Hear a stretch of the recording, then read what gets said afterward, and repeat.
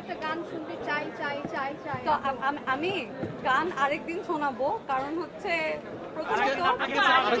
শুনেন আমি বলি, আমি গানটা শুনবো আজকে 2 লাইনের গান। হ্যাঁ আপু 2 লাইন।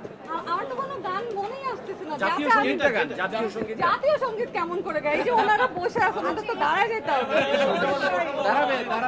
দাঁড়াবে আপনি গান দেখবেন, আমরা সবাই ওকে thank you happy to be না। আমার ভাইয়ের রাত